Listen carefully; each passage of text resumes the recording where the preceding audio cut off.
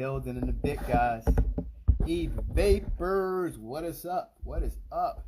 Let me make sure I share this over to Facebook. Ken 10 Customs, what's good, man? What's good, man? Yeah. Get these links set up, and then we live? We live? Yep, we live. I see it. All right, let me share this. Let me share this. Live. Let me tag Eric in it. Boom.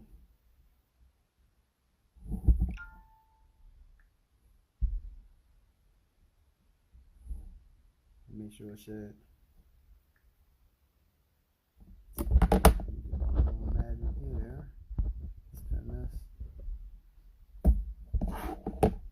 El Daily Juice Custom. OG Max 73. He's another OG from Baltimore. I don't know if y'all been catching the trend lately, but I've been bringing in some guys from Baltimore on CARTALKTV because it's a lot of history that's been going on in Baltimore. You know, all our lives as car enthusiasts in Baltimore. You know, we felt like we was kind of looked over. You know, DC got a little bit of love, maybe a little bit more love than us. I'm not. That's debatable. But you know, we had some bad cars. We had some guys with some bad cars. Check the back office. We got a message. And yeah, we felt like we can hang with the best of them. We even tried to get well, ain't no tried. Let me see.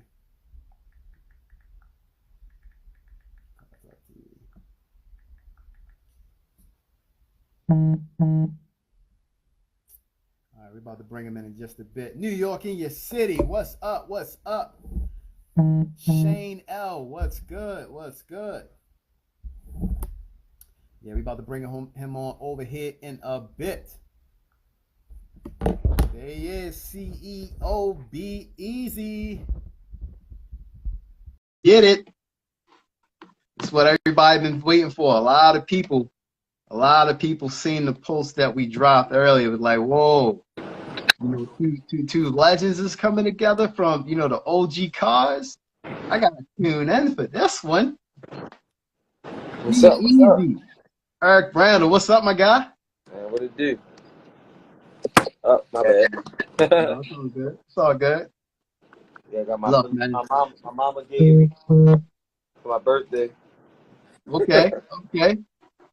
Man, good stuff, good stuff. So for those who don't know who he is, let me give a brief introduction. This is CEO BEZ. He's the CEO and creative, founder, president, all the above of a bunch of different organizations, such as Be More Soulful, as well as BEZ clothing line. We also want to get into those backstories about the car culture in Baltimore, you know, how we both came up. You know, a lot of people, they really want to tune into that as well. But, you know, we don't want to just talk about cars. We always talk about gyms and everything like that as well. And, you know, you as an entrepreneur for a long time, for almost going on 2 decades, right? If I'm not mistaken, what, 16, 17 years? It'll be 16 years in August. 16 years in August, man. That's a huge congratulations. Huge congratulations. Appreciate So, you know, just to kick it off from the top, man, my favorite question. Everybody who knows what it is, you might even know what it is. What was your first car? My first car. Okay, so my first car ever was given to me to drive was a 1990 Chrysler New Yorker Landau edition, all white with blue suede interior. Still one of the cleanest old schools to be. It was right in the family with the Fifth Avenue. You know, they had a lot of variations of it, but Chrysler made them. Everybody thought it was a Caddy. You know, it was the Eldorado. But the first car I actually paid for my own money was a 1989 4-door Acura Legend. Oh man, you had an Had an Acura Legend, navy blue with tan interior, fully loaded. I got it from Richard, the Remington. Oh man, okay, and we gonna get into all that. We can get into all that. You know, obviously both of us are from Baltimore. We probably grew up maybe 10, 15 minutes away from each other. How would you describe your childhood growing up in Baltimore? I thought it was dope, man.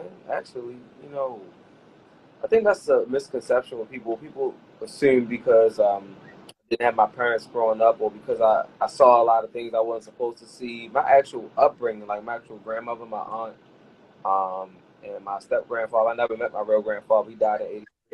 So I was born in '85 on my father's side. But yeah, man, my upbringing was great. I was raised by my father's side of the family. Shout out to Grandma B, Auntie A. And then on my mother's side, they kind of came around like 5 years old, 4 years old. So I would see my grandmother, shout out to Grandma Pat, and my mother's side of the family. She kind of kept us glued. So I was a spoiled child, man. I pretty much got what I never knew. If my peoples were struggling, I never knew. Really. Yeah, good stuff. Good stuff. Um, as far as I always tell this story when we talk, right? You know, we talk about when we first met. And to this day, I don't think, I mean, you hear the story, but I don't think you remember. So now that we on the line, you know, I'm gonna tell this story to everybody who's watching and everybody whoever watched the replay on YouTube or IG or Facebook. So it was, I believe it was Labor Day, either Memorial Day or Labor Day, 2003, Hammerjack. Club packed, you know, me being, you know, one of those guys that, you know, shake off in the crowd, you know, get the crowd going, do my little dance thing. Turn around and I'm short. I seen a guy shorter than me. And I'm like, whoa, whoa. Couldn't wait to say that. Couldn't wait to say that. And yeah, because you're probably the only person in the world that's shorter than me. Because we both tiny. But you know, dude was like super fresh with dreads. You know, again, this is a holiday weekend, so when people come to the club, you come into the club with your hottest fits, you know, your freshest moves. And you know, you was doing some moves that I ain't never seen before. And I'm like, okay, you know, he could rock a crowd, cool. But what made me like walk over to you and have a little brief conversation with you, you had a crowd with you. And the crowd consisted of, you know, not just your homeboys, because typically when you go to the club, you go to the club deep, especially Hammerjacks. Hammerjacks got crazy. You go to Hammerjacks deep with your boys. You had a clique of females with you as well. And I was like, yo, this guy got to be somebody. Like, you know, you got a whole group of dudes and a whole group of girls like following him all around the club. And, you know, we shook off together a couple times and everything like that. But were you always into dancing, like, you know, as coming up as a child? Like, how did that kick off for you?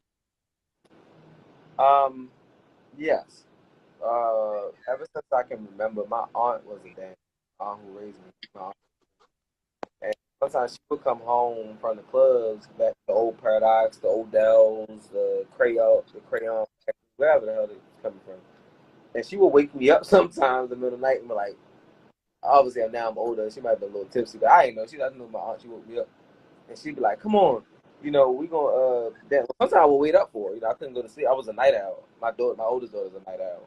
And she would wake me up and teach me dance and all that stuff. And then my earliest memories, man, I was in like every dance competition coming up, like especially like Easter.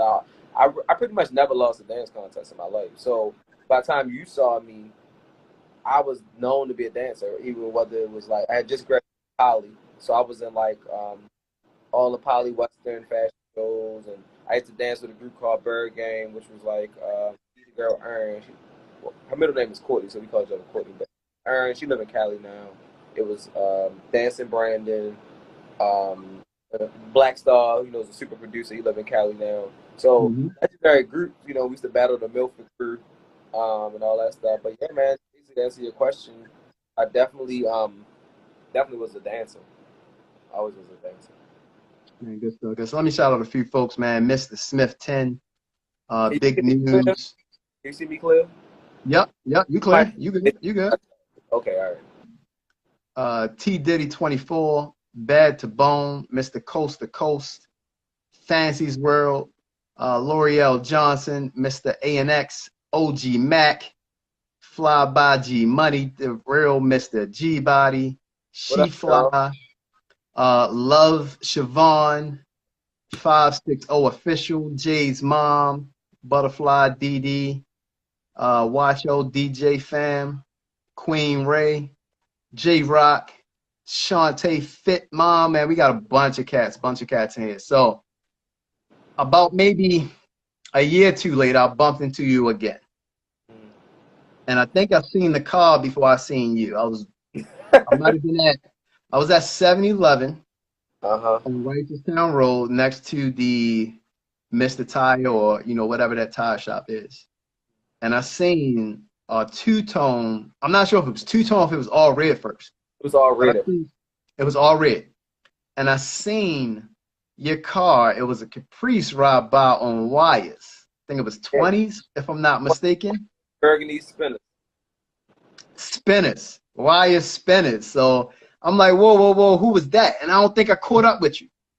I don't think I was able to catch up with you until maybe a year later. I seen you on the scene, and you was in this. Yeah, my baby, Strawberries and Cream. How in the heck did you come up with this? Because this was one of the first two-tones done in Baltimore. Yeah, man. What happened is I always was a car guy. My dad, even though he didn't raise me, was a car guy. It ran in the blood. So from the memories that I can remember, I was playing with Hot Wheels, like 3, 4, whatever my memory started kicking in, 3, 4 years old. And by the time I sped up, what had happened was I had the Acura, right? The transmission had one up. My peoples had tried to fix it, but the place screwed me over. So then I worked at Fox Chevrolet on Security Boulevard for as much as I can with a worker's permit. That's when you had a worker's permit. Mm-hmm. And I saved up my money. And before I could buy another car, my mom, now I told you my mom didn't raise me, but my mom stepped in. I had graduated poly, like I told you. And then by the time you seen me, I was 2 years into my 2-year plan at BCCC on a scholarship. Okay. I was like, well, since you in school and, we ain't really have like the dopest, relationship coming up, I'm going to ship you a car. So she shipped me a 1995 Chrysler Cirrus, which is similar to the Plymouth Breeze or the Chrysler Sebring. Right, right. But it's like the luxury version, Chrysler Cirrus. And I had it. I put wheels on it from Rashad back when he was at J&J on Liberty Road. And I got the brakes changed at the Chinese spot on Liberty Heights and Garrison behind across from the fire department. And the dude, I didn't know wheels were directional. So when he put my 20s on, I was killing it. I had 20s. I got my refund check from college and got me some 20s. And I was driving down the street, man, with a shorty in the car, me and my homeboy Bird and somebody else, and my wheel came off. Wow. And so it totaled the car because it wasn't worth much, it was a Chrysler. And so I took when they gave, it was full coverage though. So when they gave me a check for like $3,000, I was like, oh snap! I'm 21, maybe. Yeah, I'm 20. Yeah, like 21, 05. I was 20, so I was about to turn 21. And man, they sent me that check, and I was like, Doug. I looked on Craigslist, and the Caprice was on there, and they had a FBI title. Like actually, the actual title said Federal Bureau of Investigation. I never forget that. And I ain't know nothing about titles like that. So I ended up. I couldn't help myself. The dude drove up to my house. He actually met me on my grandmother's block up over west, not too far from where you where you live. And I bought it. And then remember, I was still getting refund checks. And I was still working. I was working at Best Buy on Security Boulevard, leaving there, going to McDonald's next door on Belmont Avenue, then leaving there, then going to college, taking 18 credits. So I was getting money. You know what I'm saying? I was working 2 jobs, and I was getting refund checks. And I took that joint and got the dude Neil. I was watching what was that joint back in the day, man? An enthusiast website. Not Cars. Oh man, I wish I could remember that site. I don't want to kill the time. Car Domain? Car Domain. Yo. Yeah. And you wasn't nothing in your car wasn't on Car Domain. Yep. And I was put my joint on there, and I was on there, and the boys from down south were two-toning. They was putting their cars on 24s and all this stuff. This is like you said, like 2003. 2005, no, but this was like 2004. And I was like, yo, what if I two-tone my joint? So I asked a couple people, they're like, boy, you country as hell. Ain't nobody up here two-toning no cars unless you a cab. And I was like, well, I don't care. I'm going to two-tone my joint. You know what I'm saying? And I took it down to Neil on Evergreen Street, Evergreen and not Evergreen, Wallback, Evergreen. I'm about to sound like I ain't from Baltimore. Evergreen and Glens Falls, where the gas station at, near Mondawmin, near the Coppin Bridge. Mm-hmm. And that's when I met my homeboy Nez and another dude. I can't remember his name. They convinced me to come down there, and I gave Neil some money. I think I gave him maybe 2 bands, and he painted it and he laid it it was candy.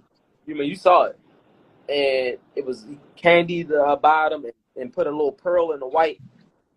And man, and then I had my spinners, and man, the rest was history. You know what I mean? As far as you, and then we'll get there. As you ask me questions, but that's how it came to be. It was a total loss from a Chrysler Cirrus. I love cars so much, and I missed the feeling of putting them 20s on that Chrysler, the attention I was getting. And the Chrysler was burgundy. Matter of fact, the Chrysler was burgundy. And man, he laid that brick red and that pearl white. And I was like, yo, that's strawberries and cream. And it drove the city on fire. Like, you couldn't, it was nowhere I didn't go with, it was a showstopper. It was like, man, then when I put the spinners on there from Wheel Deal, back in the day, Wheel Deal was rim source. Yeah. And I forgot who put it on there. The 2 brothers on Wheel Deal at the time. I can't think of his name, but anywho, he gave me a deal on the spinners, man, and them joints used to bend all the time. But yeah, I had the idea to spray paint the back was chrome, and the spinner I spray painted with some.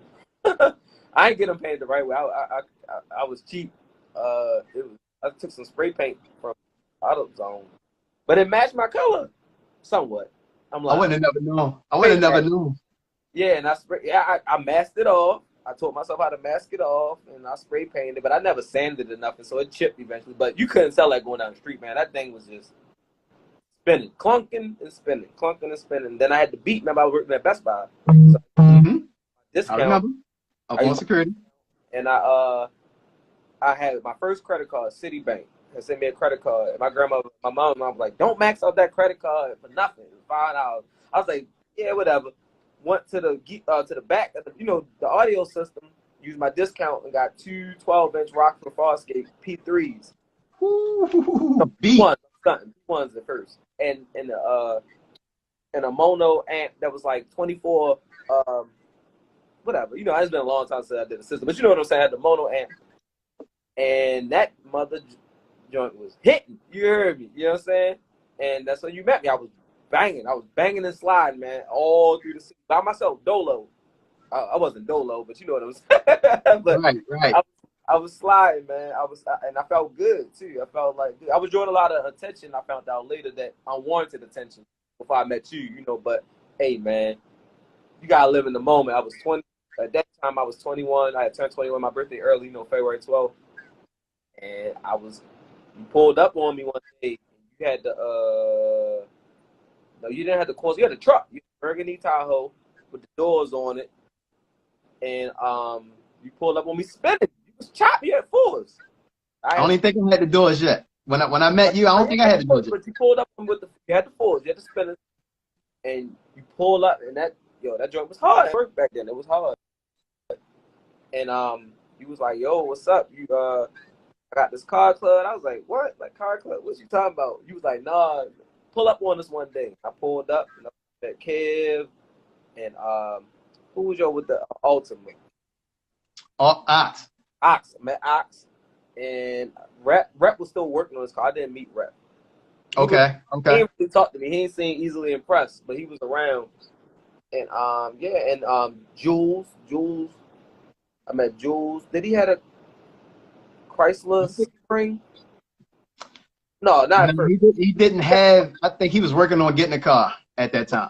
Yeah, whatever. I met the crew, and y'all was hard, and then we had Bryce. Bryce had just got the Tahoe. No, I'm sorry, the Silverado. Silverado, yep. On 24s, and I was like, "Yo, these boys is killing it. They's killing it." And I was like, "I gotta be part of this." All right, bet. You know what I mean? And y'all gave me a sticker. And yeah, man, it was on, man. It was, and we pulled up, and we pulled up, and then all of a sudden started other car clubs. But I'll let you on that. But I had to tell the whole story on Strawberry Crane because I don't do no stunting. You know what I mean? That's how it happened. And yeah. So the piggyback on the stickers, right? Because we used to have meetings and everything. And I remember you coming like, yo, Rel, we need a logo. I'm like, yo, we got a logo. You like, no, we need an actual logo. Just the words. That's not a logo. correct. So I'm like, okay.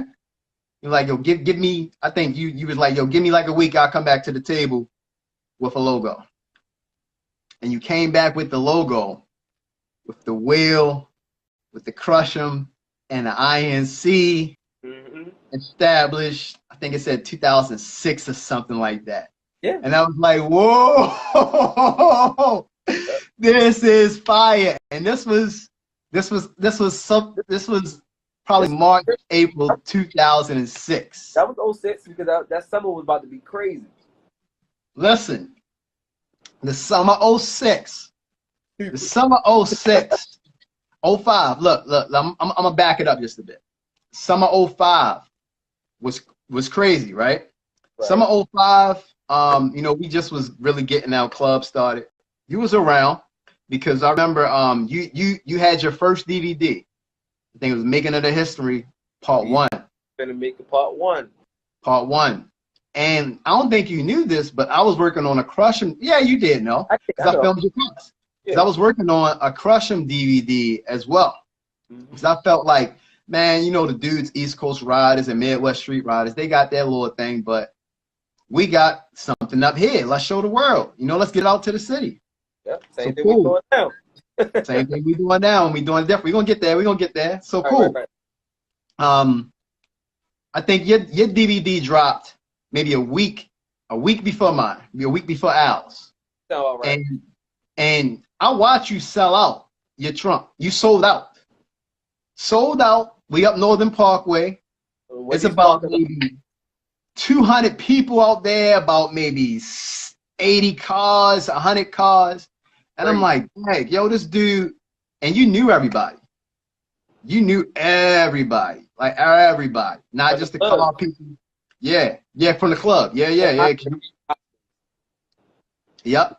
So cool. I'll watch you do that. And that following week, I came out with like a bundle of CDs, a bundle of DVDs, and I was selling them. But I never was an outspoken guy. And you grabbed me by the shoulder like, hey, bro, you got the DVDs? Yo, let me put you on my peoples. And you walked me around the whole joint like, yo, Crush 'em. We out here. Yo, my man Rel, he got the DVDs for our squad. They only $5. They only $5 because you're a salesman. You said I got the hustle, also hustle. You was on your sales tip, and you sold out the bundle of DVDs. I'm like, yo, this guy knows what he's talking about when it comes to sales, when it comes to marketing, when it comes to strategy, because that's it all bundled together when you came with the logo idea. I'm like, all right, he know what he's talking about when it comes to that. That wasn't my expertise at the time. So boom, so we did that, right? Summer 06 was crazy. Within either summer 06 or summer 07, the club dismantled. Obviously we was dealing with rivals between was it mainly heavy hitters? Heavy hitters, really, because they was like some real hood, like heavy hitters. Yeah. And another joint, I can't remember, but heavy hitters. But heavy mainly hitters, heavy hitters. They was hood. And one thing I respect you for, bro, you never tried to be hood. Like, even though you was raised up, basically close to Park Heights, Allen, or Window area, whatever. You never tried to be hood. You never portrayed to be gangster. I mean, you would fight. I mean, I remember the time you pulled the bat out the car. We didn't even talk about that today, but look, I know who got that footage too. I know who got that footage. I got the footage, CARTALKTV. Rel got a bat, but we gonna talk about that. Maybe we'll talk about that later. And but you never tried to be gangster. But I was loved by the hood. Like I can't say I was a hood baby because my peoples would feel disrespected because our neighborhood was decent. At the time I was growing up, it kind of went down the hill. But I was always in the hood, especially like when I got out, the house, and was going around the clubs, and you know I was dealing with a lot of dudes out in the streets, and they knew me. So it was times where we would pull up and they be ready to try to fight y'all, and I'd be like, yo, I jumped in the middle. I'm the smallest guy. I jump up there like, no, none of that. Ain't none of that going down. Ain't none of that going down, whatever like that. And they used to tell me like, move, Lil Erk, get out the way, Lil Erk. I'm like, nah, yo, they my peoples. Until I say it ain't my peoples, ain't none of that going down like that. And they had respect for that, you know, and then it dissolved. You know, we keeping it real. You know, it dissolved because I think at the time you were conflicted. It was a lot going on. It was negative. Wasn't feeling it, and I felt like, you know, I was young, so I felt like you wasn't doing what I was doing. You wasn't jumping out there. You wasn't holding down the fort in the manner in which I was. You know, I was being hood. You know, so I was ready for the smoke, and I ripped my sticker off. You know what I'm saying? Like in the parking lot, like, man, I ain't got time for this. Like, I'm not about to be fighting my friends and everybody else standing back saying it ain't that serious. So I ripped my sticker off, and that's how I dissolved. And then in 2000, later that year, in 2007, I started Bowtie Boys. Okay, so because I said I would never join another car club. I was still loyal to Crush and Mink. Like it was like, if I'm not with Crush and Mink, then I'm gonna start my own. Okay. So let's rewind it just a bit to get to where you're talking about, right? Mm-hmm. So you know, a lot of people rip their stickers off, including myself. Mm-hmm. So I was like, man, if we ain't got no squad, you know, I ain't gonna run it by myself. Right. I was like, cool, you know, we done. And I remember Vaughn came up to me I don't know where she seen me at, but she was like, man, it ain't no fun out here. And I'm like, what you mean? She's like, since Crush'em ain't around, like the park is pretty much dead. You know, we just chilling. You know, you need to bring it back. And it's stuck in the back of my mind. Mm-hmm. And I don't know what happened, but something transitioned to, okay, we're gonna bring the club back, but we're gonna bring it back different. Right. So you know, we added in. We say it again. I remember what happened. Yeah. So we added in, you know, obviously, you know, through the transition, we added in certain demographic of folks, you know, added a little bit of muscle because we knew what we was up against. Like you said, you know, we might have been inner city dudes. Some of them was county dudes.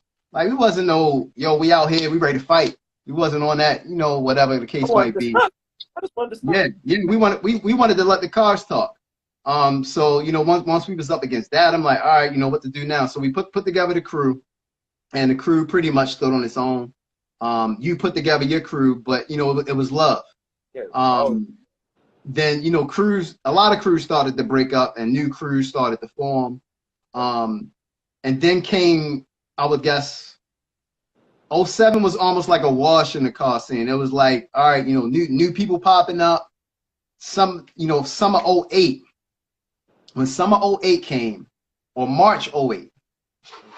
Actually, let me play this video right quick. Oh snap!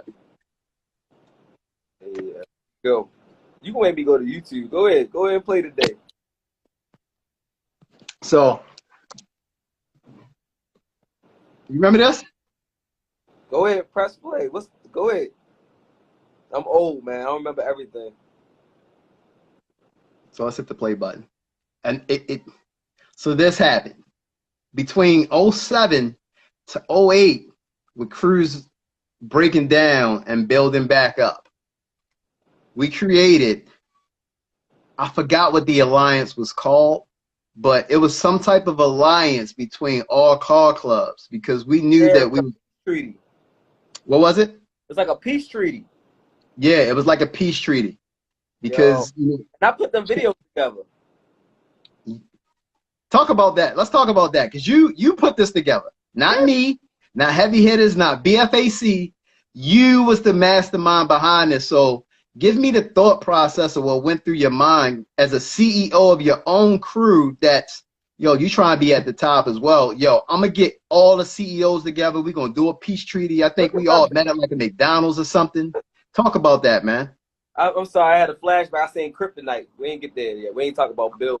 But, yeah, man, what I was noticing was kind of like I said, you know, just bouncing back and forth. I noticed that, and maybe that's my calling in life, is that I had a huge influence, man. I was like an ambassador. I was a peace ambassador. So I wanted to smoke, but I really didn't want to smoke because I wanted everybody to get along, and I really wanted to see everybody's ideals work. So being that I was the middle person and everybody did respect me, I took it upon myself to say, hey, yo, can we cut the shit? You know, like, can we cut it out? Like, you know what I'm saying? Like, listen, respectively, y'all got y'all car club, we got our car clubs. There's all these new car clubs. Clearly, you see, it's about 11 that came across the screen. Rest in peace, James. He's no longer with us. Um, yeah, man. I knew I had enough respect to make that happen, and like I said, the game was missing us. People were. That's a funny story about the Center Cats. People was missing us, and I just took it upon myself, man, to say, you know what, the hell with all this attitude. If it's about cars or it's about being legendary, let's do big legendary. And I loved editing at the time. I mean, I still like it, but it's too time consuming. And this was YouTube before YouTube was monetizing videos. Yeah. Oh wait. The same thing, like I say now, I just wanted to show the world that Baltimore had talent. Baltimore could do this whip thing, and Baltimore, and despite the hoods and the differences, we could come together even if it was just through cars, man. And that was my mentality. And I just utilized my platform to bring the city together. The same thing I do now.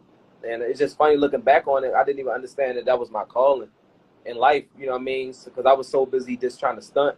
And stunt was a way to get away from everything. But that was my idea. It was, okay, you may not trust these people. Them people may not trust you. They may not trust them. They may not be mad, but everybody respect her. Whether I had to fight for it, cuss out for it, you seen some stuff off camera. You seen I got busy. You know what I mean? But people respected me, and I respected them. And they liked the clothes, if nothing else. So, yeah, man, that was it. They trusted me, and that's what happened. Wow, man, that's deep. That's deep. And obviously, I pause right here for two things. This was the year of the 24s. Yes. Right? So on record, I believe my boy Rep and like maybe I think Corey. Mm-hmm. No, Corey. Corey had 4s, right? In 06? No, Corey had 22. We had 22s. But he okay. Had. Okay. And it was one other dude who lived across from Drew Hill Park. It was Reds had 24s. He had the Coca-Cola joint. Okay. So later that was my cousin. Man, wow, small world. So it was a few people who had 24s before us, right? That's legends in their own. Correct. I think, however, I think your influence that you have on the culture of cars when you did the 24s, and a couple dudes from my squad put the 24s on the Roadmasters and everything like that. It became like, okay, these dudes have influence in the car club culture, and we created the 24-inch boys or the 2 feet boys? 2 feet boys. We created the 2 feet boys. You came out with this. I don't even know if this was the same car. I couldn't tell, but it was the kryptonite. So it was strawberries and cream. Okay. So let's talk about this, man. How you come up with this concept? So after strawberries and cream, and like I said, crushing one down, I knew I couldn't have the same whip coming back out with a new car club. That's impossible. I had already did it. Plus, I had rented my 20s, my second pair, because my wires kept bending. I was running out of money trying to promote BEZ clothing. And I had went to Route 40 rent rims, whatever that joint was, and had some 5-star 20s. And then people was clowning me for renting rims. And I was like, all right, cool. Y'all rent rims too, but y'all have y'all day. And that's when we had the girl Crystal right before we left. I remember Crystal. Yeah. Crystal was from down south. Shout out to Crystal wherever she is. She was thugging. And she was thugging for real. She was my little homie though. Pretty chocolate woman from down south, man. Was gangster, stood on our own. You know what I mean? Had the 4s on our joint. And she pulled up on me one day and was like, oh, you used to be with Crush Him? That's you, they're easy they talking about. I'm like, what? I'm like, who are you, shorty? She's like, I'm Crystal, man. Them little ass wheels. Like, we stunting over here. And took off on me. She had a 70-something cut. Yeah, she held the I think, yeah. I was like, hey, yo, who just pulled up on me? Like, who is she talking to? She don't know me. Got her. So I took it to I had a box Chevy at 2 time. My godbrother had cheese, and so anyway, long story short, Yo, shout out to Cheese, man. Shout out to Cheese. That's my guy from high school, man. I ended up coming up with a concept where I was going to take a black paint, but put green pearl in it, and I wanted it to shift greens in the sun. And at the time, I was like, "Yo, I want to do a thing." Now I can't take credit and say I was the first person to do a thing, but I was definitely top 5. Oh yeah, for sure. Maybe top 3 to come up with a theme.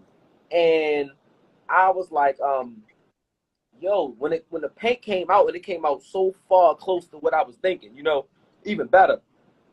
I was like, yo, kryptonite. Because when niggas see it, it's gonna be that kryptonite. Yeah, yeah. And I went back to Wheel Deal, and I was like, yo, these wires gave me hell. Y'all got to give me some type of deal on these wires, man. I'm not coming drive around this raggedy city. My wires bending up all the time. And he had them 4s, and he was like, yo, I think they gonna fit. They match your lug pattern. You know, at the time, remember, everybody else was lifting. Mm-hmm. Mm-hmm. And I was like, yo, I don't want to lift. Yeah, you wanted the skinnies. I said, I think I can fit them on my car without lifting it. And it was like, but you're not going to have no tire. I said, I don't care, man. They out here stunting on me. I feel some type of way. And I know that's going to make them hurt. And he was like, well, they don't got center caps. I said, I don't care about all that. He said, well, we can make the center caps, you know, and then you can come back and get them. I think he charged me like $2,400 or something because they had no center caps. And, you know, and I was like, fine, bet, whatever. You know what I'm saying? And that was with the trade-in on my wires.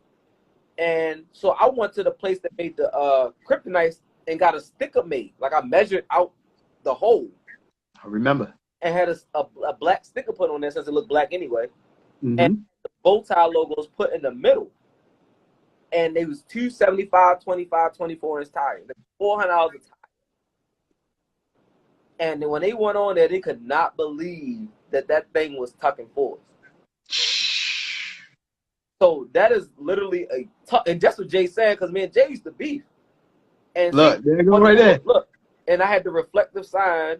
It say 24 inches, you dig?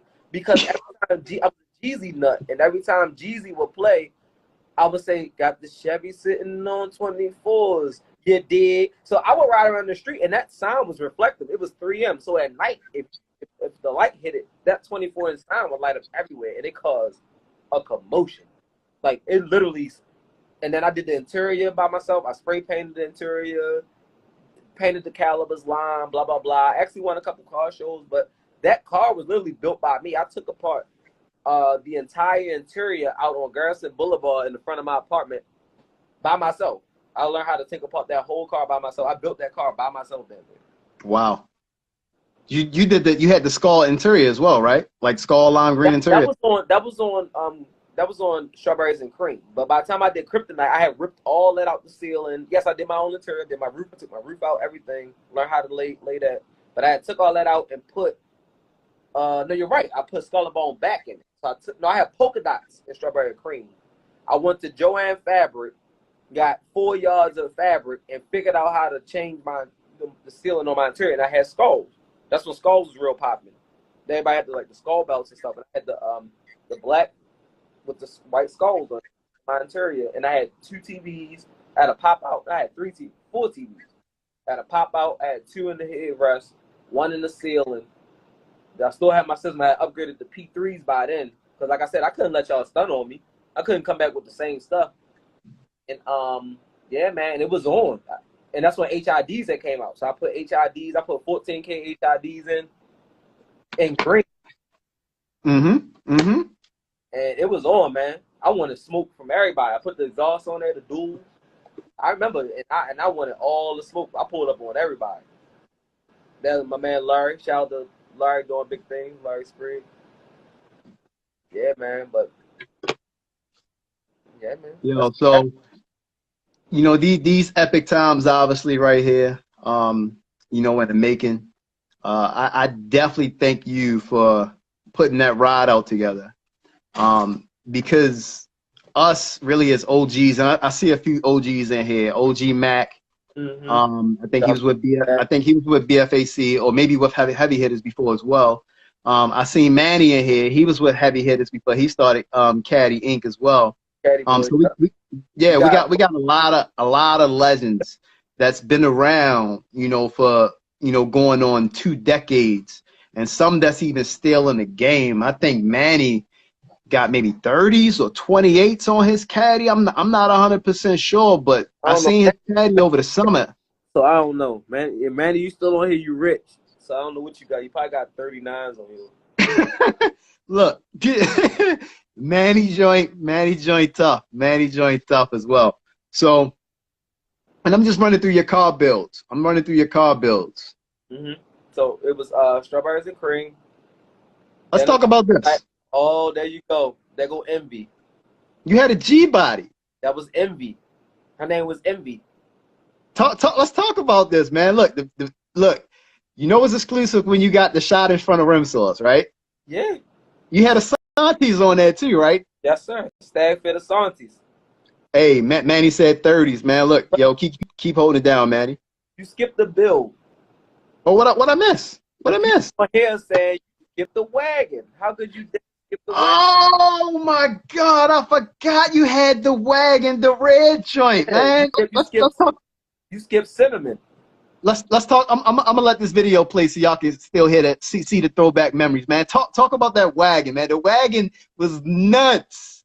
So basically what happened was, shout out to, look at him, he was killing on the floor, and he had 383 gears. He had 410 gears on the back. Kev was killing.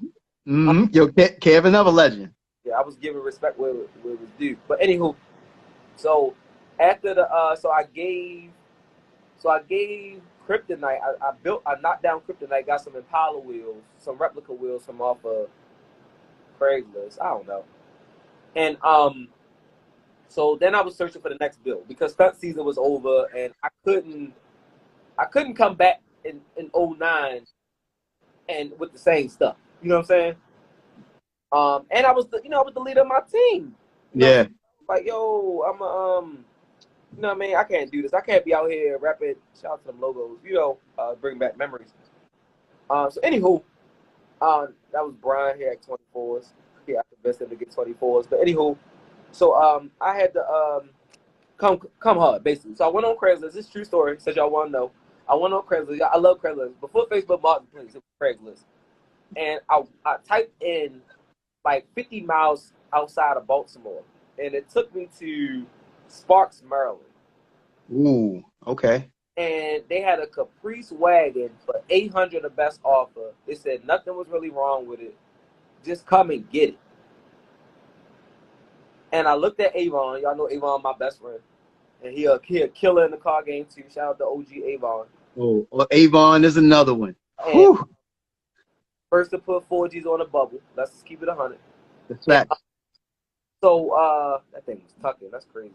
And so I went, and he drove me up there because I was like, man, I don't know where I'm going. And we got there, and it was a house, like literally in the middle of the woods, bro. It was like we had the strap basically. It was what nuts. And so we asked the lady where the car's up. There's a dude, and he's like, oh, this is not my house, but this is my car, and he had the title, and the title matched his license. So we looking around like, yo, what in the? I can't say it on here where I was thinking, you know, where I was. And I was like, all right, yo, whatever, where's the car? So the car was literally in the back of somebody's house, though. Yo, shout out to my crew coming through right here. Yeah. I feel like Vim Wiki right here. And the joint was in the back of the house. So we go back there. It wouldn't start up. We had to jump at. We jumped it and it started up. No check engine lights, nothing. It was a 93. Now, mind you, my bubble was a 94, which is different motors, different spec.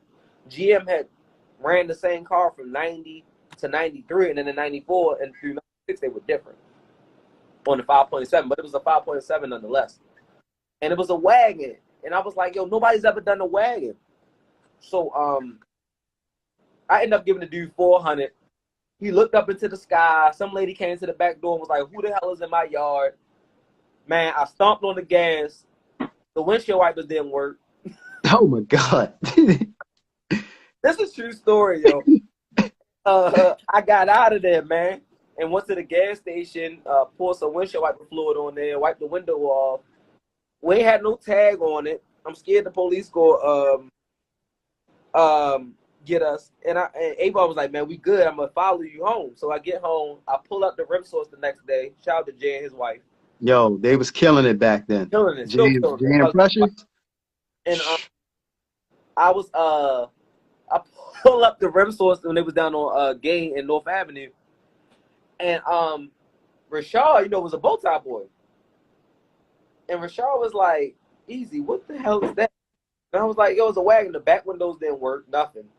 So if they was up, they was up. They was down, they was down. And I was like, yo, I'm going to build this into the hardest wagon the city ever seen in their life. It was like, easy. How about you do me a favor? Take that car. You see that dumpster over there? He said, put that motherfucker in the dumpster. That's what he told me. Ask for Sean. Wow. I felt so disrespected because I felt like nobody believed in my vision. I said, yo, when I'm done with this wagon, not only is it going to look hard, but I'm going to smoke half of these dudes in the cars. And so I went back to, now I'm at Rim Source because wheel deal was done. My connector wheel deal was done. They never got my center caps. And look at Stezo stunting. I think he was counting money on camera. Yo, we was. Yeah, my crew wanted smoke, man. I told them it was beef out here, man. They wanted to stunt. And so anywho, long story short, Rashad ended up. I picked out some more 24s, some new ones. No rent and roll, no nothing. Yeah, I remember. Rashad was like, yo, I don't think they're gonna fix because my 93 was a half a wheel well versus the 94 was a full wheel well. And he was like, easy. I don't know, yo, like. The shoes in the back different, you know what I mean? Everything different. I was like, yo, I don't care, yo. I want these 24s on my car. They made it happen. They said they don't know how they made it happen, but they made it happen. And yeah, man, they put the 24s on there, 275, 25, 24s again. Skinnies, rubber bands. But yeah, rubber band, man. Listen to all that T.I. down south influenced me tremendously. Shout out to Rashad. I see his caddy up there with the green grill. And I was like, yo, we were dealing with Fusion Graphics at the time because I wasn't banging with Leon up the heights because he was dealing with another car club. And I didn't want him to know our stuff. Right. Oh, he was dealing with, was it us? A lot of people. I don't know, but I was dealing with the white boys over at Fusion Graphics. And so they ended up, he said, yo, I could put stickers on wheels. And I was like, say what? Like, yeah, we could put vinyl on wheels. Look at them 4Gs. Crazy. So I was like, yo, all right, do it. What's up, Ty? So I'm like, do it. Rest in peace, James. Again. So yeah, man, they end up putting the bow tie logos like Louis Vuitton print on the lip. And my lip was my wheel was 10 inches wide. It wasn't stag fit, but it was 10 inches wide. And, that was the bow tie back video because I wanted to smoke. Oh, there goes Cinnamon. There she go, y'all. There she go. There goes Cinnamon. And I look, and he put the color of the car because I couldn't afford paint at the pan for the wheels. The wheels was like $3 grand, $3,400, and I was running out of money. And so he put the red in there almost to the T, man. He color matched it, and then on the wheels is the actual Bow Tie Boy logo all around the lip.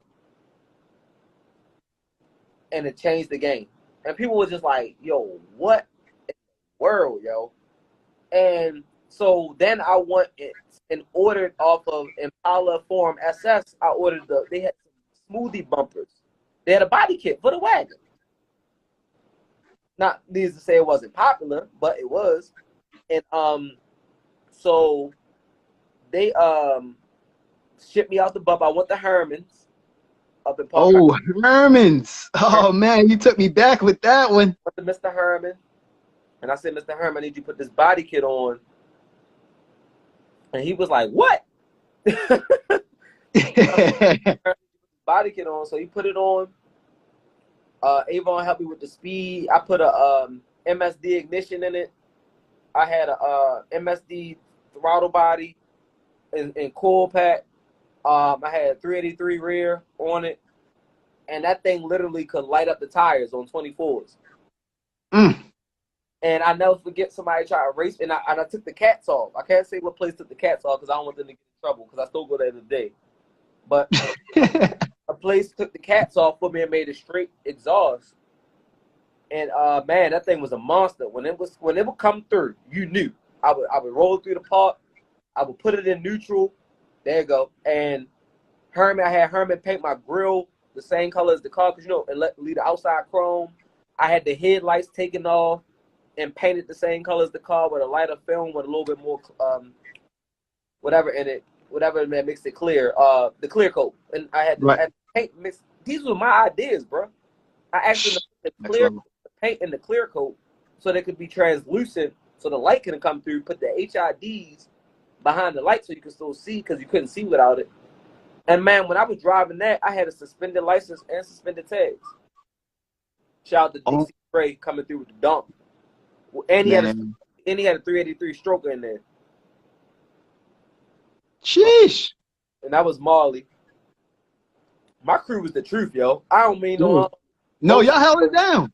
I get not to be played. And I made everybody go to the body shop. Everybody had that. Look at that pearl. Everybody had to go to the paint shop. Like, you could not get in Bowtie Boys and have your car look half-assed. We wasn't taking it. We wasn't taking it. We wasn't dealing with it. And yeah, we had divisions. We had the bubble division, the box division, and because it was all GM. Look at that. I miss my baby. I might do another wagon. Damn. Yep. And see, they had the logo on the windshield. Remember there you go. They're gonna close up. And in the middle, I had the bow tie logo. So like where people put like that manufacturer center caps, I actually had the bow tie logo in there, and it was smack 5% all the way around. That was Nene. Shout out to Nene, my daughter mother. See, I put the stock. That was Kryptonite, but I put pink on there for her. Okay. Yeah, I remember that. That was the same car. So she never wanted wheels. She said they bent too much and all that, but she was a gangster. I gotta give her respect. And we had clear corners on there, all that stuff. But yeah, man. So that was the wagon. That's how the wagon came to be. It was a jump, turned to treasure, and actually it started something because then, dude Brian ended up getting a wagon. His joint was super hard after the fact, and then another dude named Boat ended up getting a wagon. I think he still got his. They painted lime green. So, but to my knowledge, I was the first dude to not only have a Caprice wagon hooked up in the city, but to put 24s on it. I think you were, bro. I really think you were. I don't know. Somebody obviously in the chat can tell us if we're wrong, but. And I just want to say my crew had all 24s. Every video you see, every bubble had 24s. Man, look, y'all definitely was killing a 24 game, bro. Like, no ifs, ands, or buts about that. I gotta show this because my partner E Vapors, you know, he down in North Carolina. He got the i8, but he also has a G body that's being built by ARC Motorsport down in Waldorf, Maryland, and he about to come hard in the G body game. But after you had the bubble, this was, I think this was 2010 when we started to do the multi pieces. Yes. You came out and look, I remember when you had it plain Jane, and I was like, yo, I know Easy. I know how he build cars. I'm not going to judge it because I know it's about to come out super crazy. And I think you brought it to Crown Me the King Car Show and took a trophy as well. Yes, I did. But you had it. You man, talk about it, man. So don't let me talk about it. You do the talking, bro, because this joint was extra clean, y'all. So I had felt like I had did everything with the bubbles. There was nothing else to do. It was only 2 generations of bubbles. And I had the, I had the 93. Like I said, I had the half a wheel well. Then I had the 94 with the pointy windows, because 95 and 96 had the rounded windows, similar to the Impala SS generation. And I felt like I had did everything. It was nothing I hadn't done, man. And I was like, I need something different, like something that challenged me. And me and Avon was talking trash because that was my guy. That's how we motivated each other. And he had the G body. You know, Avon G body is legendary. Still, I mean, they, some of them cars that ran 10s and 11s, 9s. You know what I'm saying? On the track. Yeah. And I was talking smack, and I was like, yo, it's harder to build a bubble than it is a G-body. And he was like, what? He was like, I was like, he's like, man, you tripping. I said, well, listen, I'll tell you what. You go get a bubble, and I go get a G-body, and we will see who the hardest. So that's how that came about. That's how Okay. they talk about trash talking each other as family. And he was like, bet. So he went out and bought the 96 Impala.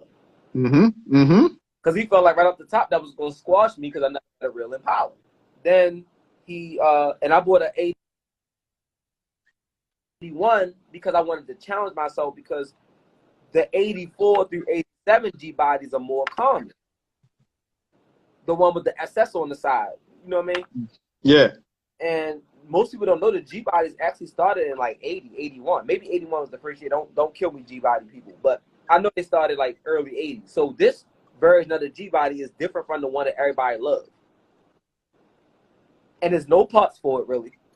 And it was a rust bucket. Like I got it off of Craigslist again. No, I'm lying. A tow truck company, we were selling cars at the time. And one of the tow truck guys had got it from the auction, and it was just sitting on the block. And I was like, dude, what are you doing with that? And he was like, I don't know. I want to build. I said, you bluffing. You bluffing. Give it to me. I need it now. So he was like, easy, you playing. Go get a bubble. I said, yo, I'm not playing. Give me the damn car. He said, yo, the ceiling messed up. The car got a V6. It barely runs. It got rust spots everywhere. When you slam the door, the stuff will fall out the ceiling on your head. I said, it's perfect. He was like, you tripping. He said, give me $1,000. You can take this piece of edge. I pulled out $1,000 out of my pocket. Gave me the title. This build was literally my most in-depth build ever. And if I ever build a car again, it got to be better than Envy. And the concept with Envy was, at the time, you had just the ends with the 3-piece wheels, with the 4 Giottos, I believe. No, that had the you had a Santis or something. the GFGs, the blueberries and cream joint. The GFGs. And I was like, oh snap, bro, got a Benz, a CLS. And you was horn.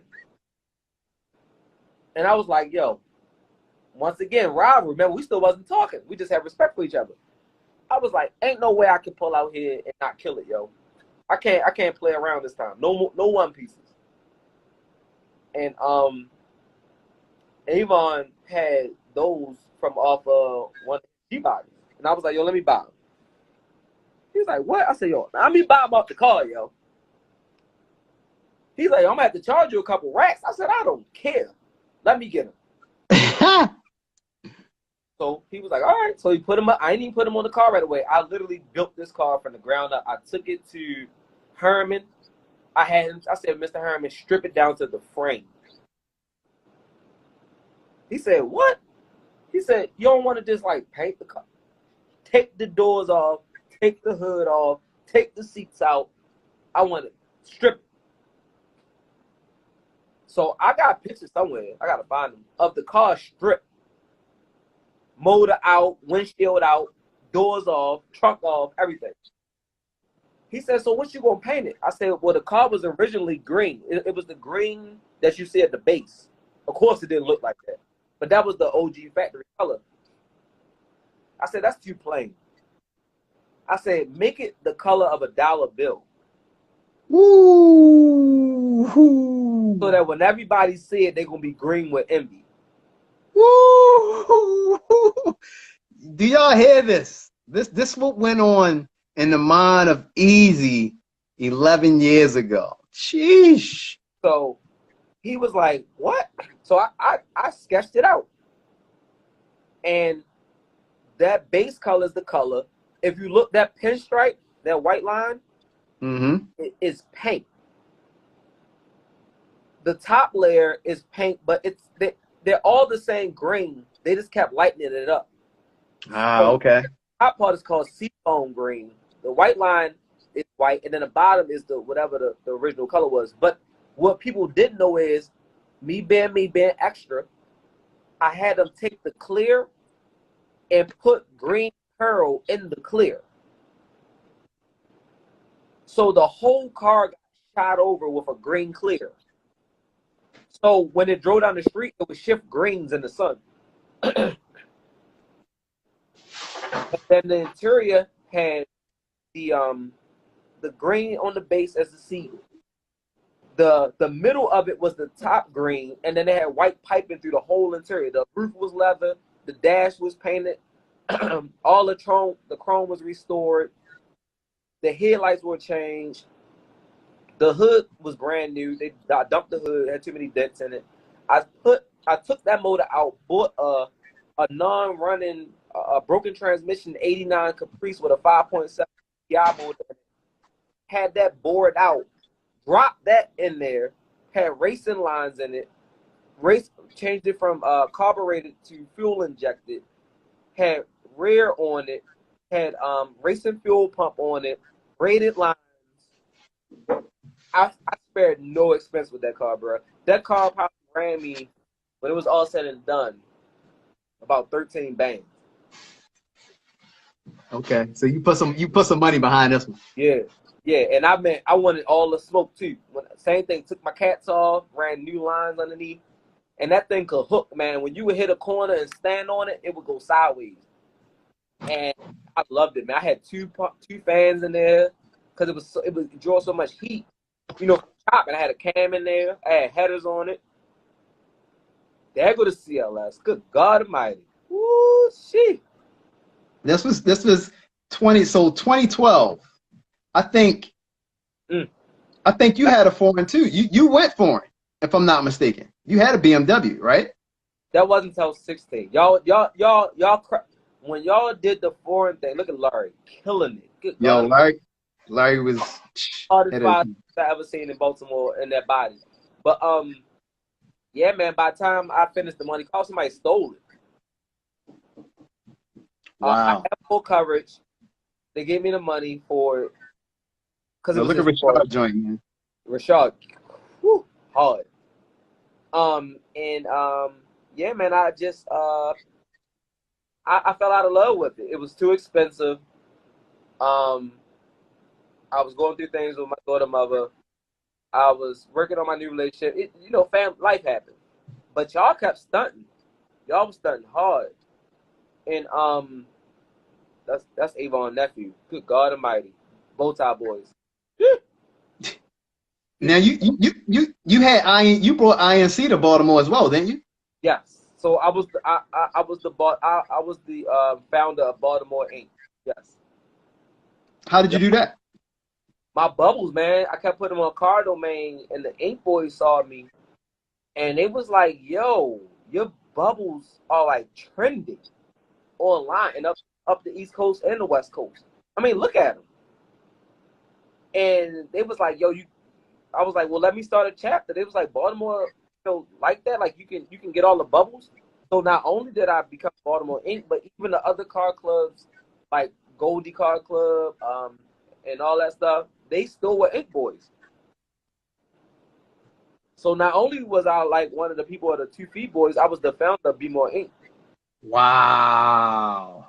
So we did a ride out with all bubbles, man. We had about 32 bubbles ride out once, all sweat, all on wheels. That was Kevin. Woo! Kevin Camaro, first gen. Yo, let's have a moment of silence for Kev. Yo, because the hardest to ever do it in Baltimore. Nobody builds cars like him. I got my hand over my mouth right now because when he brought this thing out this was maybe 2010, 2011. 2010, 2011, the first series, he got to have it first. Yeah. Terrible. Powder coated and painted, color matching. And y'all obviously, the world knows about Rim Source now. But they didn't back then. He really took his thing by the reins. Look at the police trying to stop it. Look at the logo I made. There's the logo. There's the logo I made. Yo, it's funny.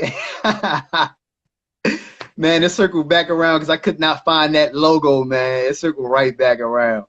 Cool. So before we switch it up, man, because we're gonna get up out of here in a bit. A question. It was 2 questions. One question that somebody had in the chat was, what happened to your bubble. I think they asked you what happened to your wagon. And another person had a question was, are you getting, will you ever get back into cars? So what happened with the bubble was I was running low on money and I wanted to finish Envy. And I sold it to some guy from out DC. He came all the way down. He could not. I mean, he just was so elated to get it, and he came all the way down here and bought it as is. I stripped the stickers off and everything. Yeah, he bought it as is. Okay. As far as what I ever get back to the game, bro, we talked about this. The game, probably not. The game is the hate way more real. I mean, the game shot at and everything back in the day for riding through blocks, but it was all in love. Even still, like, you know, nobody got hurt. Couple memories to laugh at. I mean, I know y'all may not find humor in that, but up here, if you escape a good shootout or a fight, it's just memories, man. It's part of Baltimore culture. But with the what the temperature is now, with people struggling, and the way people, like, you know, the way social media is now, and people think you got more than what you got, it'd be difficult for me to ever think about another car club per se. But build, Yeah, build. We ain't talking car clubs, build. yes, I'm gonna build another. Y'all heard it first, live on CARTALKTV. We got a legend saying that he will do another build. I don't know what you may got. One more time. I battle with this. I don't know if I want to do another. I made a post. I said, "What car do y'all want to see me restore?" I seen that. Do a import. They want to see me do like a legend or something like that. Somebody suggested an Impala. Definitely been on my bucket list. But if I get an Impala, I think I really want to keep it stock. I think I want to fully restore it. Outside of maybe some motor modifications, but it's just a gorgeous car. So I don't know. I did have all the bubbles. So Impala a little bit hard for me. But I'm strongly considering two things: either redoing strawberries and cream, and the way that I built the G body with no expenses spared, or possibly doing another Chevy. I won't disclose it. That nobody would ever think that I would build. Taking something that, once again, like the wagon, when people were like, who would build that? Why would you build a car like that and horn it? And the third option is getting an old school foreign, not putting BBSs on it, and horn that the way I do old school. So yes, I even gonna do a build. One will be a new school. Well, I'll say my new school build. I can't tell you about that yet. Yeah, So we can't talk about that. I do have a new school build that I'm working on. She purdy. Ralph caught me slipping. I caught him slipping, y'all. Caught me slipping. It's 3 weeks old. I don't got no pictures of it online, so don't y'all look through my stories or nothing like that. You're not gonna see it. Even if you see me on the street, you ain't gonna see it. It's tinted out. You ain't gonna know it's me.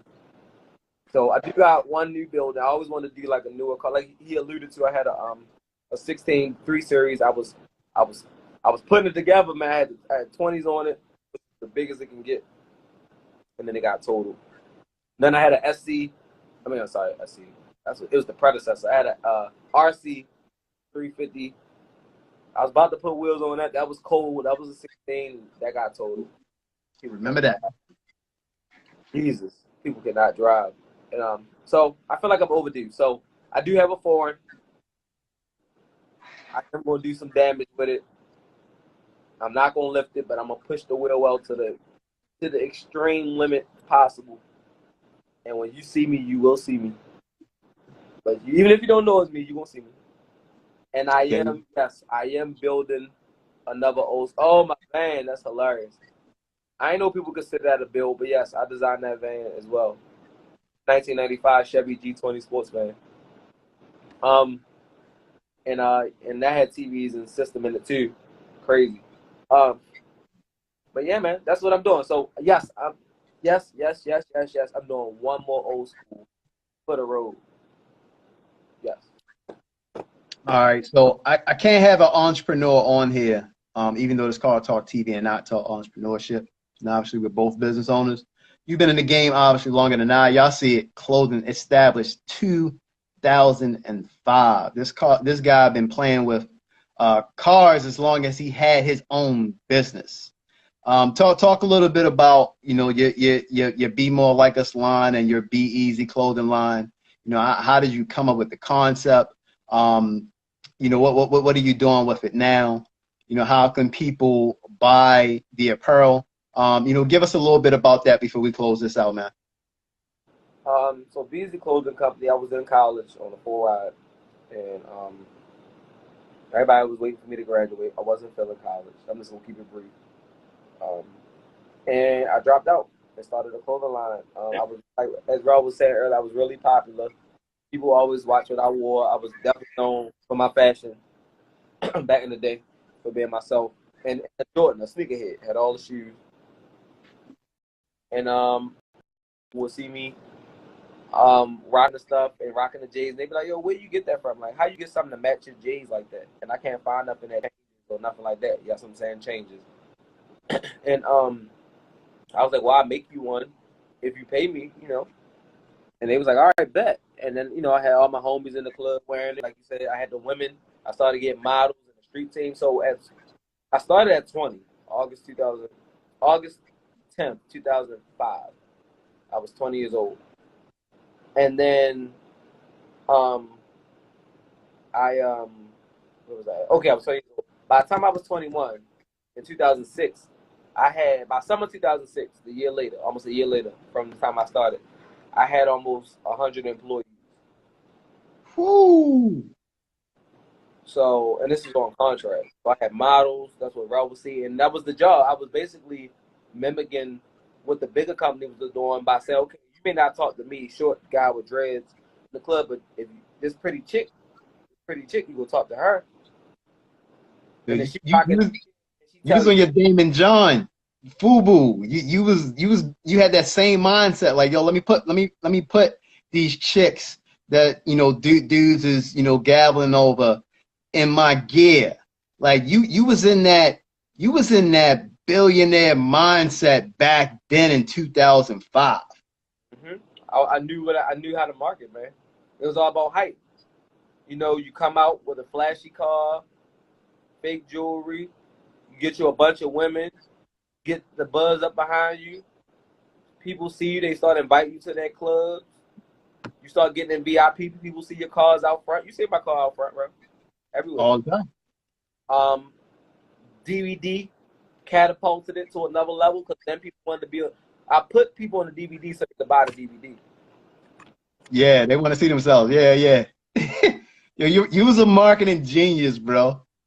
And then it just catapulted. And then over time it went down because I had no business training. I knew how to sell, but I didn't know how to hold on the money. I kept spending it on women and drinks and partying and rims and cars, to keep up with that lifestyle. And fast forward to 2010, I was dead broke. And I came up with Be More Like Us, sitting in the same room I grew up in, broke, with my daughter, my first daughter. And I was like, hey, God, if you give me opportunity to make this work, to make people like us work, I'll use it to inspire people. Big difference, So prior to that, I wanted to issue on people that didn't like me. So after God gave me More Like Us, and I realized nobody had it, I did a format patent on it. And then I started, same concept as with the girls. I found some talented artists that needed some money behind them. They already had talent, and I put the shirts on them, and I pulled up at all their concerts, on the stage, everywhere. And I basically became like a manager to them, marketing and pushing that brand. People don't really support you here. So because I was supporting them wholeheartedly, they were supporting me. Yeah. So even though I was sleeping on my Garberber floor in the back of his house until he got me a mattress, shout out to Justin, always believed in me. I was still out here believing in people, man. And if you look on YouTube, there's a Be More Like Us anthem from 2010 on YouTube, and the artist put that together. So fast forward to 2021, Be More Like Us is now its own clothing line. I own the DBA. I own the United States patent. I own the website now. I own everything dealing with the word. BEZ Clothing is now making a resurgence. I'm splitting that line up so I can get back to my design stuff, without having to worry about everything being so Baltimore, Baltimore, Baltimore in your face. But yeah, man, between BEZ sales and Be More Like Us sales combined, I've sold over 19,000 individual pieces of clothing. Man, huge congrats. Huge congrats. And you're also actively involved in the community as well, through various endeavors. One of them I've been seeing for the past couple years is that you and your team are giving back to the young youth, with laptops and other devices that they may need to do their schoolwork and other extracurricular activities, as well as giving back cars to people that's in need. Man, if you could take a couple minutes to talk about that, man, because you can be making all the money in the world and living your lifestyle, popping bottles, got all the cars, but at some point, you got to take that time and give back to your community, the people who supported you, the people where you grew up at. And I've seen you do that early on, before you even was at the level of success where you're at today. So yeah, if you can give a quick 2 moments, man, to talk about that. Yeah, so to me, you're only as successful as the people that you help, bottom line. So like I said, I used to have a real closed-minded narcissistic attitude because I had so much anger inside of me from things that disappointed me in my earlier life that, once everybody abandoned me, I had started being aggressive and mean. I didn't trust nobody. And then, like I said, after that humbling experience being broke and evicted, I changed my tone, you know what I mean? And started doing community work, giving back, feeding the less fortunate. I don't call them the homeless, they're just less fortunate. Linking up with other businesses that were already doing organically, building my base through there. And then in 2018, I was blessed with my first nonprofit, my own nonprofit, Be More Soulful. After seeing some kids walk to school in the snow with some Vans on, I figured out how to take shoes that we give the Goodwill or put in the trash and started restoring them and giving the kids in need.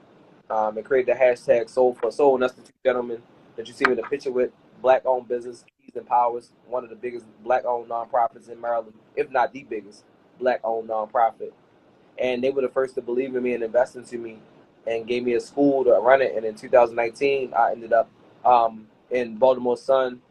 The article dropped that I was going back to schools, giving kids stuff. The article did about 380,000 views. That got Foot Locker on board. Foot Locker reached out to Nike. I was on a Nike commercial. Then after that, 2 months later, I was on a Reebok commercial. And since then, I've just been, all my days doing stuff, sometimes silently, sometimes on camera. I don't believe in always putting stuff on camera. But I feel like every day of your life, you should help somebody. No matter if you're just giving them $1, you give them some advice, you pay a bill, you overtip a waiter, you give a kid a book. There's always something you can do for somebody besides yourself, and that's the real next level in life. So it's not about the cars and all that stuff. Now it's about giving we was raised in. Because like I said, imagine how we felt coming up with no support base. I want to be the support base. I also deal with credit. I started my own credit company after learning credit through another company. And started Cascade Financial so I can leave a legacy to my kids. That's my kids' initials. Carter, Xavier, Courtney, Financial Services. And I spend my days primarily helping African Americans learn about personal and business credit and helping them get their finances in order so they can really afford these things. I became a motivational speaker in 2016 due to help of Malika Reed, who's popping on Instagram. If you don't know who Malika Reed is, you should definitely check her out. And that's what you see me here at Overly doing my first ever keynote speaker. It was really exciting. That's on my YouTube channel, so make sure you go check that out. I'm pretty sure Rella asked for that at the end, but yeah, man, that's what I do. The rest of my life, I basically use my life as motivation to inspire those from a city where there's little hope, but that's full of talent. And that's what I'm gonna do the rest of my life, man. I'm gonna make clothes. I'm gonna, keep thinking of other businesses that I can do so that, 2 generations from now, my kids will be straight and we can send money down the pipeline and not up the pipeline. Big facts, man. Big facts. I stumbled across this video um before we even talked. Like, I mean, we both busy guys, yeah, and we running our own ships and we got a lot going on, and we try to reach out to one another when we can.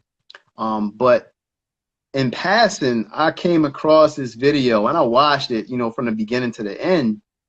And I was like, dang, man, that's super dope. Like, Eric is out here talking and inspiring the youth, live, speaking to, I think this was the senior graduating class. And you ain't pop up in a suit.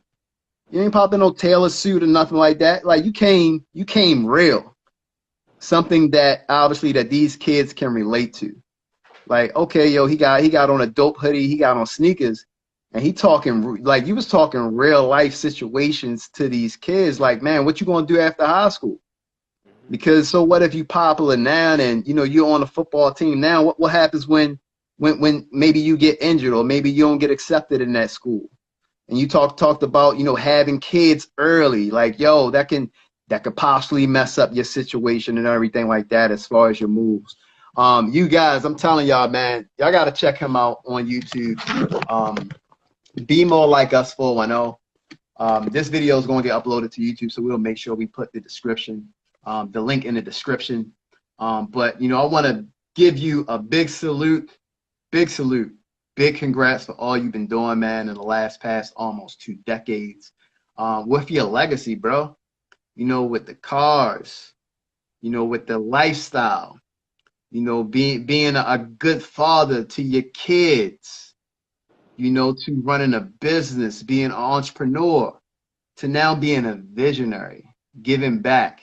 And you ain't go to, nothing wrong with doing this, but you did it in your hometown. You ain't go to, Atlanta, move out of Atlanta, and then, maybe try to come back and get that. Nah, you did that while you still here, man. And, I heard you speak about things that you wanted to do, but you didn't, I guess the timing wasn't right, because it didn't fit on your soul. Because we know how when we want to do certain things, but it may attract unwanted attention, if you know what I mean. And you really gotta pray on that, and I've been praying on that as well. That's why you see me being way more vocal than I ever been. I've never been, really a talkative guy. Yeah, I could talk. I could stunt. I was a flashy guy. But me in this humble space that I'm at, I'm like, man, look, it's about legacy now. We plan for legacies. Are we gonna put all on the line, even if it means ourselves, to make a change in one person's life that could change, trajectory of generations down the line, man. So, I want to give you a big salute, big salute on that, brother. Keep it going. Don't let up on the gas, bro. We had Empress Raw on here. She rocked with she's a brand ambassador for Maybach Music Group with Ross, as well as Luke Belair.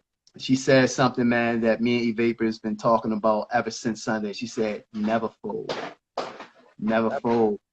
So I'm like, yo, bro, we've been in, like, I mean, people might look at my life like, yo, Rel been climbing. Yo, I had pitfalls and downfalls too. You had pitfalls and downfalls too.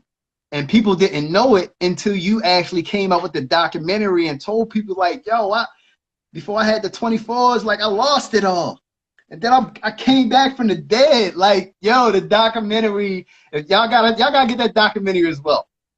Y'all hear what we talking about? He goes into way more in depth with his documentary. But he talks about the ups, the downs, the pitfalls, the change of life. Man, I'm rambling. We gotta get out. We gotta get out here. I got 5 questions to ask you. It's called the Random 5, man, and then we gone. All right. What's your dream car?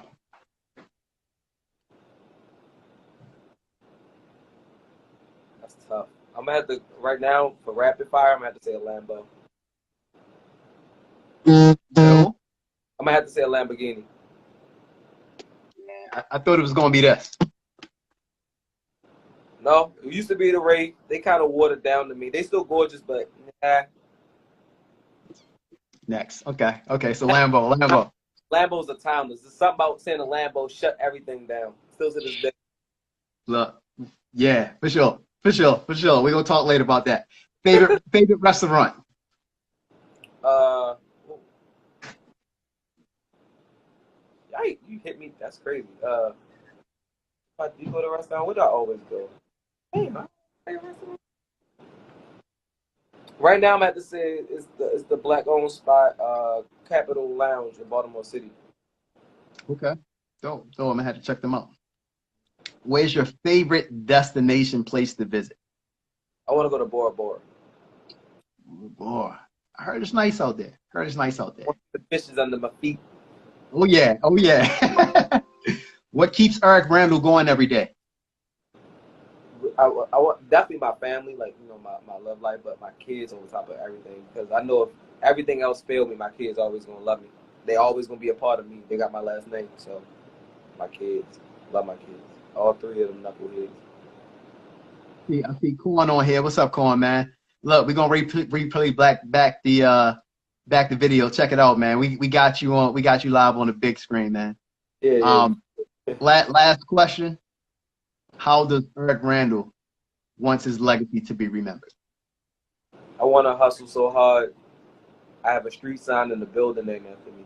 I want, when I'm gone and I return back to God's grace after my mission is complete here, I want people to see my kids and feel like my kids is the king's kids. So, you know, you used to come up and you hear Martin Luther King, like, oh, that's his daughter, that's his son. It was like presidential. And it was presidential to be black and be yourself. So I want my people to see my kids when I leave here and be like, yo, her father was Eric Randall. They the Randall kids. They presidential. You know what I mean? So I want to work so hard that I make it cool to be from Baltimore again. Wow, that's deep. That's deep. Y'all follow this brother and follow his journey, because he's going some far places, y'all. You know, we both didn't watch each other come up. You know, as youngins, we called ourselves CEOs 16 years ago before we really knew what real CEOs were. You feel me? Like, we thought, you know, running a car club, managing folks, you know, having a little business, we thought that was CEOs. But, you know, I'm pretty sure over the course. Keep moving. That's because I'm on to the charger. Regardless, even if you're about to shut it, I don't want it to shut off on you. I'm about to get out the office. Keep talking though. I'm listening. Cool. Look, man, tell people where they can find you at, man, and we out of here. All right. Find me on mostly all social media. Well, 2 different brands now, so I gotta change that. So if you want to follow me, the man I'm becoming, my journey, my family, CEO BEZ. It's like you see tag below. On Instagram, pretty much it. You can check my stories, check my page. That's all about me, and I post stuff about what's coming up on the Be More Like Us 410 channel. If you like the clothes, or you're looking to see what's so dope about the clothes, everything does not say Be More, but yes, I am from Be More, and I'm proud to say that. Go to Mr. BEZ Forever, MRBEZ. Look at rocking this Be More Like. That's a classic. That's from the 14-year anniversary. That's never coming back out again. But yeah, Mr. BEZ Forever, MRBEZ, the number 4, and then ER. That's on Twitter. That's on Snap. That's on Instagram. That's on what's that new joint? That's on TikTok. You know, I haven't done a video. I will be starting using that platform, and that's on Clubhouse. I'll be starting using that this week as well. So that's probably my biggest handle, Mr. BZ Forever. I try to keep that, you know, connected to everything. And if you're on YouTube, Be More Like Us 410. That's my real. That's what I really want y'all to follow. Y'all have a YouTube channel. Definitely love cars. Bro just took me back to a space I really wasn't going to build, but after this interview, it really took me back to a nostalgic place. It was a beautiful place to build a car, and it was for you, not about bragging. So you can follow there, you know, CARTALKTV for all the car content. Maybe I'll sneak a vehicle on there before the year over. Maybe not. We'll talk about that off camera, depending on what they got lined up. You know, I mean, if they can be so gracious to bring me back, and I'm ready to show that to the world. But yeah, but for real, Be More Like Us 410, man, for all the content. So if you really want to know what's going on in Baltimore, you tired of hearing about The Wire, you're tired of hearing about crabs, tired of hearing about Lamar Jackson and the bum Oreos, whatever's going on. See what's really going on. See the people like me, see the people out here hustling, making trends, making money, multiple businesses, multiple storefronts, multiple employees. Come to be more like us 410. That's gonna be your guide through the city. When you come to the city, you're gonna read the channel to see who the hottest in the city. That's my word. By the end of the year, be more like us 410 will be where everybody goes to see what's popping in the city. Guaranteed. Man, there y'all have it. There y'all have it. If you can close us out, man, leave us with, I guess, a piece of wisdom, any gems for anybody who's, trying to overcome adversity. Maybe they're up against the wall, maybe they need a push. Because, you're one of those guys who, came through the wall, came through the wall when it was a wall right against you, and just kept pushing and kept climbing. So any words of wisdom that you can leave for our audience before we get out of here? Two things. A wise man knows that he doesn't know everything. And that's not gender specific. Just always remember, there's always something that you can do to learn and grow from. And the minute you stop learning and growing, then you're going to stay exactly where you at. Second thing I would tell you is self-accountability. It's easy to blame family for not supporting you, blame everybody, fuss at everybody, get all upset because nobody want to buy your stuff or push your product or your views ain't popping or whatever. But you're accountable for you. So with taking self-accountability and saying, maybe I'm not working hard. Maybe my videos could be clear. Maybe my content could be better.